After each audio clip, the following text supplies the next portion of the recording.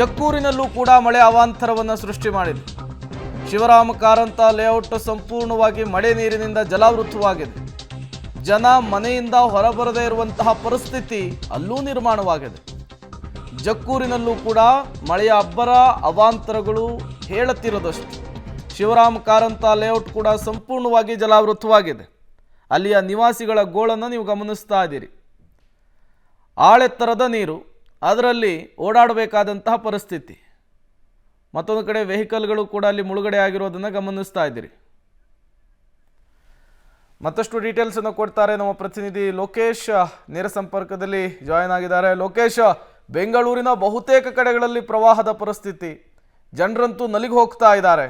ಈಗ ಜಕ್ಕೂರಿನಲ್ಲಿ ಮಳೆ ಏನೆಲ್ಲ ಅವಾಂತರವನ್ನು ಸೃಷ್ಟಿ ಮಾಡಿದೆ, ಅಲ್ಲಿ ಸ್ಥಳೀಯರ ಸಮಸ್ಯೆ ಹೇಗಿದೆ, ಡೀಟೇಲ್ಸ್ ಕೊಡಬಹುದಾ ಅಂತ? ಪ್ರೇಮ್, ಜಕ್ಕೂರಿನ ಶಿವರಾಮ್ ಕಾಂತ್ ನಗರ ಅದ 2ನೇ ಕ್ರಾಸ್ನಲ್ಲಿದ್ದೀನಿ. ಈ 2ನೇ ಕ್ರಾಸ್ನಲ್ಲಿ ಸಂಪೂರ್ಣವಾಗಿ ನೀರು ತುಂಬಿಕೊಂಡಿರುವಂಥದ್ದು ತಾವು ಗಮನಿಸ್ತಾ ಹೋಗ್ತಾ ಇದ್ದೀರಾ. ಯಾವ ಭಾಗಕ್ಕೂ ನೋಡಿದ್ರು ಕೂಡ ಇಲ್ಲಿ ನೀರು ತುಂಬಿಕೊಂಡಿದೆ.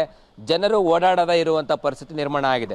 ಕೆಲವೊಂದಿಷ್ಟು ಜನರಿಗೆ ನೀರಿನಲ್ಲೇ ಹೋಗ್ತಾ ಇರುವಂಥ ದೃಶ್ಯಾವಳಿಗಳು ಕಂಡು ಬರ್ತಾ ಇದೆ. ಯಾಕೆಂತಂದರೆ ಈ ಭಾಗದಲ್ಲಿ ಈ ನೀರು ಬರಲಿಕ್ಕೆ ಕಾರಣ ರಾಜಕಾಲೆ ಒತ್ತುವರಿ ಮತ್ತು ಜಕ್ಕೂರು ಕೆರೆಯ ನೀರು ಬಂದಿದೆ ಎನ್ನುವಂಥದ್ದು. ಇಲ್ಲಿ ಸಾಕಷ್ಟು ಮನೆಗಳಿದ್ದಾವೆ, ಅವರಾರು ಕೂಡ ಮನೆಯಿಂದ ಹೊರಗಡೆ ಬರದೇ ಇರುವಂಥ ಪರಿಸ್ಥಿತಿ ನಿರ್ಮಾಣ ಆಗಿದೆ. ಯಾವ ಭಾಗಕ್ಕೆ ನಾನೀಗ ತೋರಿಸ್ತಾ ಇರ್ತಕ್ಕಂಥ ರಸ್ತೆ ಏನಿದೆ, ಆ ರಸ್ತೆಯ ಉದ್ದಕ್ಕೂ ಕೂಡ ನೀರು ನಿಂತ್ಕೊಂಡಿದೆ. ಅಲ್ಲಿ ನೀರು ಖಾಲಿ ಆಗ್ತಲ್ಲ. ನನ್ನ ಎಡಭಾಗದಲ್ಲಿ ಮತ್ತೊಂದು ಕಡೆಗೆ ತೋರಿಸುವಂಥ ಪ್ರಯತ್ನ ಮಾಡ್ತೇನೆ.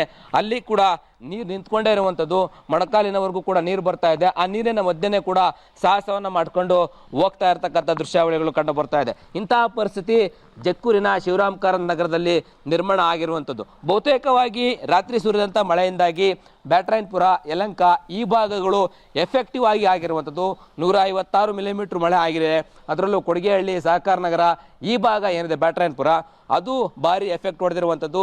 ಸುಮಾರು 4,000ಕ್ಕೂ ಹೆಚ್ಚು ಮನೆಗಳಿಗೆ ಎಫೆಕ್ಟ್ ಆಗಿದೆ ಅಂತೇಳಿ ಈಗಾಗಲೇ ಮುಖ್ಯ ಆಗಿ ಹೇಳಿರುವಂಥದ್ದು. ಈ ಭಾಗದಲ್ಲಿ ಮೋರಿ ನೀರು ಕೂಡ ಕಿತ್ತು ಬರ್ತಾ ಇರುವಂಥ ದೃಶ್ಯಾವಳಿ ನಮಗೆ ಕಂಡು ಬರ್ತಾ ಇದೆ. ಒಂದು ಕಡೆ ಮಳೆ ನೀರು, ಮತ್ತೊಂದು ಕಡೆ ಮೋರಿ ನೀರು, ಆ ಮ್ಯಾನ್ಯುವಲ್ ಸರಿಪಡಿಸದೇ ಇರುವಂಥ ನೀರು ಕೂಡ ಈಗ ಬಂದು ಸೇರ್ಕೊಳ್ತಾ ಇರುವಂಥದ್ದು. ಅಂತಹ ಪರಿಸ್ಥಿತಿಗೆ ನಿರ್ಮಾಣ ಆಗಿದೆ. ಆ ಭಾಗಗಳಲ್ಲಿ ಮನೆಗಳಿವೆ, ಆ ಮನೆಯಿಂದ ಜನ ಹೊರಗಡೆ ಬರ್ದೇ ಇರತಕ್ಕಂಥ ಪರಿಸ್ಥಿತಿ. ಇಲ್ಲಿ ನಿಂತಿರುವಂಥ ನೀರು ಬರೀ ಮಳೆ ನೀರು ಅಷ್ಟೇ ಅಲ್ಲದೆ ಕೆಟ್ಟ ಚರಂಡಿ ನೀರು ಕೂಡ ಇರುವಂಥದ್ದು. ಹಾಗಾಗಿ ಜನರಿಗೆ ಸಂಕಷ್ಟ ಆಗ್ತಾ ಇದೆ.